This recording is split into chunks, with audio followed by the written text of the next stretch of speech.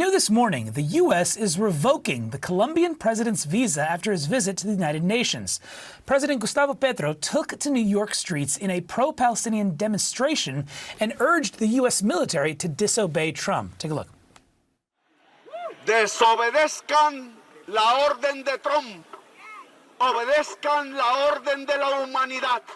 Disobey the Trump's order. Obey the order of humanity.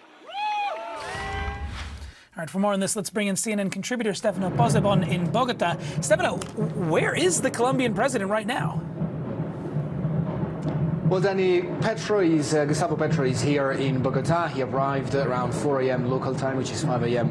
where you are in the East Coast, and has been taken to X to come up with his reaction to this latest order from the U.S. administration. In the last few hours, he has tweeted several times accusing the United States of violating international law. He has went on calling Donald Trump Donald Duck, and has also called for the United Nations to relocate away from New York City. Just an hour ago, he tweeted that he thinks the headquarters of the United Nations should move to Doha in Qatar. Now, at this point, it doesn't seem like Colombia is following up or formally proposing to move the United Nations General Assembly to another country. But it shows the fact that Petro has an appetite for a fight and doesn't seem to be intimidated by this latest move from the Trump administration, which comes after a long string of clashes between Washington and Bogota.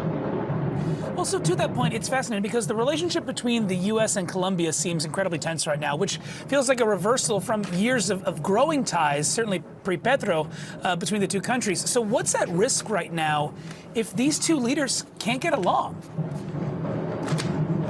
Yes, Colombia is historically America's staunchest ally in the region across Latin America. It's a trusted partner, especially in the areas of security.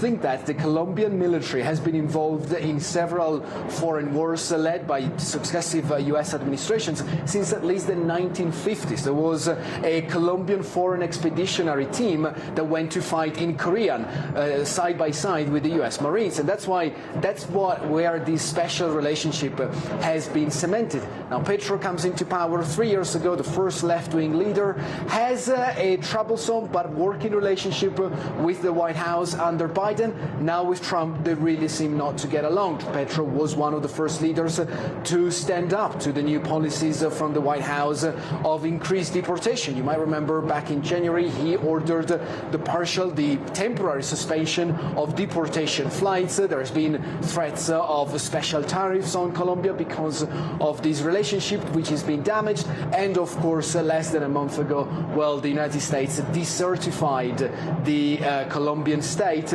in their role on the war on drugs. So clearly, it is a sign that, well, we are in for a bumpy few months, at least until Petro stays in power, which is until the next summer. He's due to give up his mandate in July 2026, Danny. Yeah, a lot more to watch in this space, especially as tensions with Venezuela 100%. continue to increase as well. Stefano, thank you so much for your time. We'll leave it there.